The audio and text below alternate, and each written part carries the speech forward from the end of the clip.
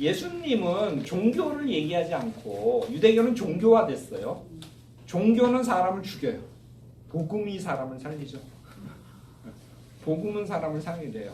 근데 복음이 시간이 가면 어떻게 돼요? 경화되면서 굳어지면서 이게 뭐가 돼요? 종교가 돼요. 그러면 종교는 사람을 그 틀에 가둬요. 그죠? 그리고 어떻게 돼요? 점점 복음이 사라져요.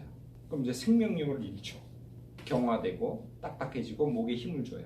우리를 구원으로 인도하는 것은 종교가 아니라 복음이라는 거 기억하세요. 복음이라는 거. 복음은 꼭 신약에만 있었던 건 아니에요. 예를 들어서 출애굽, 그것도 복음이죠. 그죠? 예를 들어서 아브라함을 선택해서 뭔가 약속했던 거, 그것도 복음이에요. 굿뉴스예요. 그죠? 노아에게 방주를 짓고 위기로부터 이제 벗어나게 하는 내용과 메시지를 준 거, 그것도 이제 복음이죠. 그죠? 늘 하나님은 처음부터 계속 복음을 말씀하세요. 복음적인 것들을 계속 말씀하시죠. 그런 하나님과 관계를 맺고 그분을 섬기면서 하나의 제도화가 돼요. 하나의 의식, 제의가 생기죠. 자, 그러면서 그게 어떻게 돼요? 점점 그 복음의 생명력 이런 것들이 사라져 버리고요. 하나의 어떤 제도화되고 규범화되는 어떤 형식으로 이렇게 자꾸 변모됩니다. 그럴 때마다 누가 나타나요? 예언자가 나타나서 하나님의 뜻을 다시 얘기하죠. 그죠? 하나님은 제사를 드리기를 원치 아니하신다. 이 고기 태우는 냄새 이제 싫다. 지긋지긋하다. 하나님을 알라. 하나님을 아는 지식. 인애를 원한다. 정의를 하수와 같이 풀릴지어다. 이런 말씀을 하시죠. 그죠? 그래서 여기도 예수님 복음이에요. 복음. 당시에 유대교는 종교가 되어버렸죠. 그리고 사람들에게 구원, 그 생명력을 전해주지. 물론 당시 유대교를 가지고 뭔가 생명력을 느끼고 하나님과 동행하는 사람도 있었어요. 뭐 100%다는 아니겠죠. 그죠? 그러나 대부분의 많은 사람에게 있어서 생생한 하나님과의 어떤 관계라든가 복음이 주는 그런 기쁨, 이것들을 상실해 버렸죠. 자, 그래서 예수님은 기본적으로 긍휼히 여기셔요. 사람들. 그 헐벗고 굶주린 자들. 그래서 긍휼의 마음으로 기적을 베푸시죠.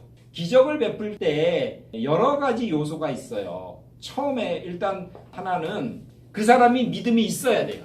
그의 믿음을 보시고, 아니면 낫기를 원하느냐? 원합니다. 주님은 하실 수 있습니다. 그러한 마음의 준비가 되어 있어야지만 이 기적을 행하세요.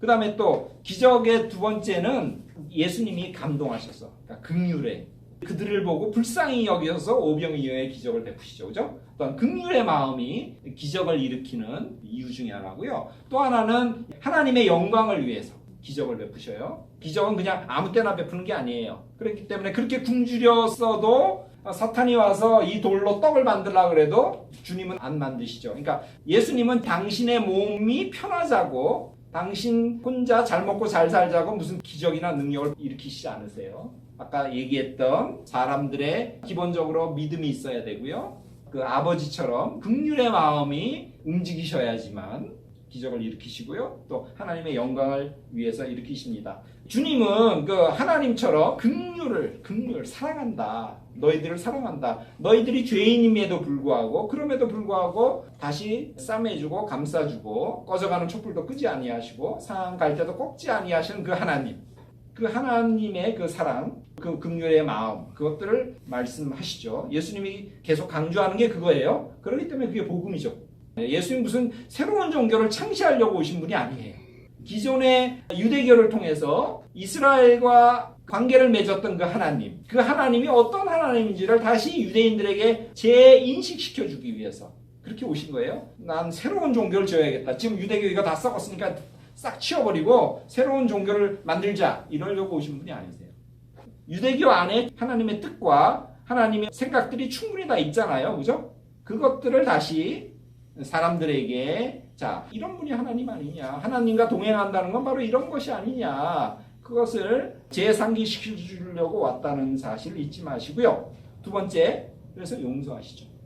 계속 용서하십니다. 그리고 세 번째로는, 용서는 이제 더 이상 설명할 필요가 없을 것 같아요. 세 번째는 문자가 아닌 하나님의 뜻이 뭐냐. 당시의 유대인들은, 그리고 종교 지도자는 특별히 그 문자에 매몰되어 있어요. 문자에, 그 작구에 뭐 하지 마라, 뭐 해야 된다.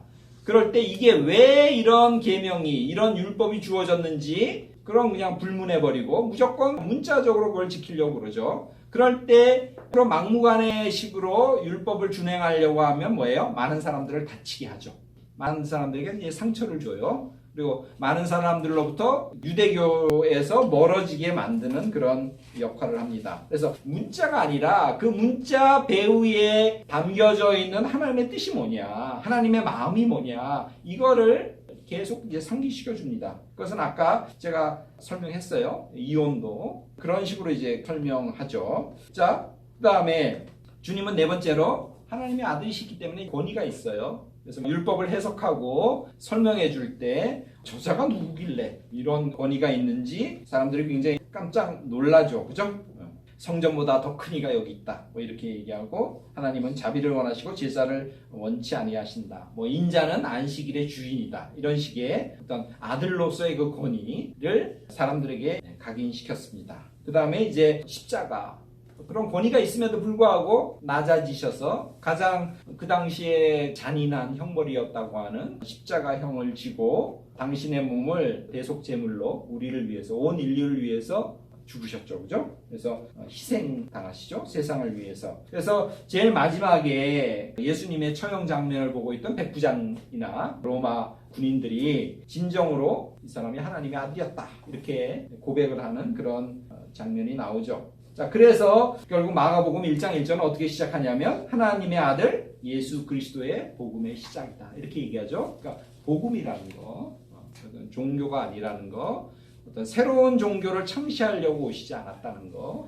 유대교에서 아브라함부터 뭐 더 창조부터 지금 유대인과 관계 맺어왔던 자신을 드러내시고 자신의 뜻을 예언자들을 통해서 알리셨던 그 하나님, 그 하나님의 마음이 뭔지, 그 하나님과 동행한다는 게 지금 이 현실 속에서 어떻게 사는 건지를 사람들에게 말씀을 해주시죠. 그리고 그들의 수고와 고생과 그들의 눈에서 흐르는 눈물들을 손수에 닦아주시면서 그들과 동고동락하신 분이 바로 예수님이시다라는 것 이제 보시고요.